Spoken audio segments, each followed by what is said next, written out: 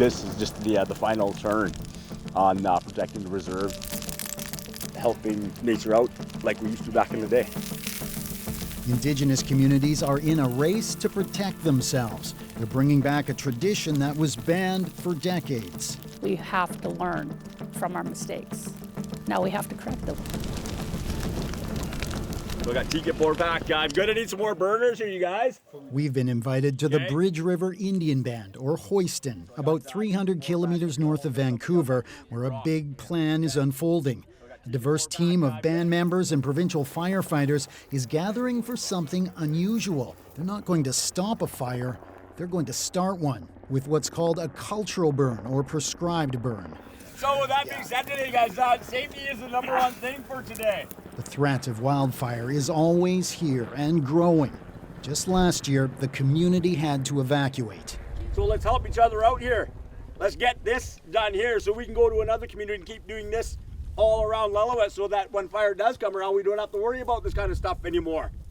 Because frankly, last year I got kicked out of this place twice. Raymond James is leading this crew that will help keep the fire in check. It's not the first time they've done this, but today's burn will be the biggest and most complex. How are you feeling about today? Today's, not gonna lie, it's nervous. Yeah. So, big time thing here. Usually just doing a lot of small burns just around the little reserve of the homeland there. Nothing to this big content here. So this is just the final turn on protecting the reserve and helping nature out like we used to back in the day. All right, David, here we go. Let's do this.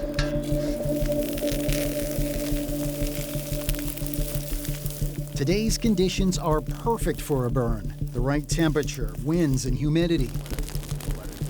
The team will carefully manage fire on 151 hectares around the community, lighting it on the ground and from the air. It's looking good in some places, and yeah, we're up to the road there, so we're going to continue on, heading to the south. See the smoke popping up? It's faintly, that's a good sign. Colleen Ross is a veteran wildland fire ecologist hired by Hoiston to help plan this early spring burn. They're using flames to clear the land of tinder, fuel for wildfires. How's it going so far in the day now that we're going? Yeah, it looks really good. You can tell by the smoke. Nice and light. Brown means it's consuming things we don't want it to. Okay, yeah. So nice, light, and wispy, getting up and over the mountains, and it'll drift off to where the communities aren't, and that's what we want. That's the goal. That is the goal. It looks really good. Getting to this point was no small feat, a complicated process of preparation and collaboration with many partners, including fire departments and the BC government. We started planning this time last year, actually. So it's a year of planning to get to the stage where we're lighting that's the fire. right. But it makes it that much easier the next time this community wants to do it. That's right. So this is the hard stuff. We're ripping off the Band-Aid. We're like just taking off a huge chunk while we can and while we have the people. So then at future dates, they can come in with a smaller crew. To kind of maintain and just, what yeah, they've exactly. done? Maintain and just chunk off little bit of pieces at a time and do it by hand. It burns really nice in here. Holy cow. Midway through the burn, we're taken to see a swath of forest the fire has already blackened. Burn boss Bradley Jack is our guide. Hoiston has tried to do a burn here before, but that plan had to be aborted because the conditions weren't right.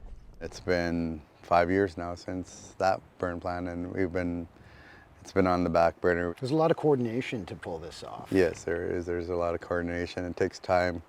Sometimes it takes 2 or 3 years to get a burn plan together, and then all the science and stuff like that. This is more than just wildfire prevention. It's a reconnection with a cultural practice and expertise that was forbidden. As settlers moved out west in the 1800s, British Columbia became the first province to ban this kind of cultural burning, and the knowledge was lost to First Nation communities. But in recent years, Bridge River Indian Band has brought it back, and now other communities are starting it too. One of the things I learned from fire is it can be your friend and it can be your enemy. You need to embrace it, you need to respect it, and to do that, you need to play with it. That's what we're going to do today. At the nearby Ashcroft Indian Band, another community is learning to change its relationship with fire. Colleen Ross is here to help them on their journey. It's not an easy thing to do. 7 years ago, an out-of-control fire devastated the First Nation, scorching the landscape, burning homes, and leaving the community fearful and scarred. Hey, I want one of those for my garden. Those memories are still fresh for Sharp Hittman and her family. So, any fire here is scary, even a prescribed burn. For me, I'm still unsure because a fire can get out of control. But having said that, with all the people that are here today that are going to be here to control the fire, I guess I can live with it. Yeah, I'll be okay. Climate change is becoming a bigger part of life here, where summer temperatures are often the hottest in Canada. Pittman says the community needs to evolve. When you have catastrophes that happen, everybody learns something from it. And I think that's the big take, is we have to learn from our mistakes. Now we have to correct them. And this is a way of correcting it. So who has never dug garden before? Yeah, okay, awesome. This is super cool. I'm really excited about this. This community is starting fresh on prescribed burning. Today they're learning the basics, like how to dig a fire guard, stripping down the land to the soil to stop fire from spreading. When we're handling drip torches, big thing is wearing sleeves down, obviously, leather gloves on. Even starting a burn using these drip torches is new to everyone here, including local volunteer firefighters and 3 teens from the community. 19-year-old Darius Kirkpatrick is keen to protect his band's future.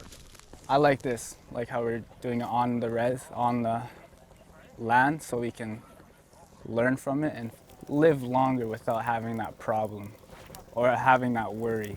And I'm really happy to have like all of these new kids get into it and finally get that experience that could help one day. If we all stick to it, I don't think there'll be a fire for quite some time. Yeah, it makes me feel proud. Today's session is just a practice run, but a big step towards a larger goal. The band is planning a significant burn next year, and experts say other communities across Canada need to follow their example. This year, there are 61 prescribed or cultural burns planned in BC, which would treat 47 square kilometers of forest. To put that in context, look south to the U.S. state of New Jersey. It's more than 40 times smaller than BC, but last year the state treated 5 times as much land with prescribed burns. So Matthew, what do you see when you see this forest around us here? So this is an area that had been mechanically thinned about 10 years ago, approximately. Matthew Bourbonnais once fought fires for a living. Now an assistant professor at UBC's Kelowna campus, he studies how we can better prepare for them. Would you like to see a program to have a prescribed burn come through here and burn off all this fuel? That'd be ideal. He's taking us into this forest, not far from where a catastrophic fire destroyed close to 200 homes last August. He says prescribed burning could help stop it from happening again.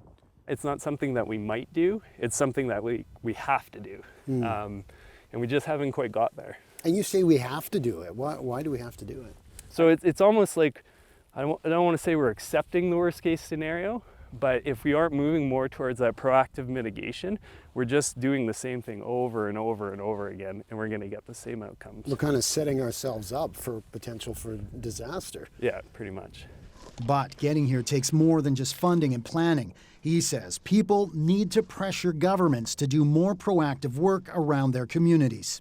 So I think people just understanding and even asking, like, what is the mitigation plan for where I live? Like, what plans do we have? Why aren't we doing burning? We need to tackle the problem in a different way. A different way, yeah. Fire suppression will always be a part of it. We're always going to need to respond to some fires. But if we can create landscapes that are more resilient to fire, then maybe the impacts of a lot of those fires aren't going to be the same.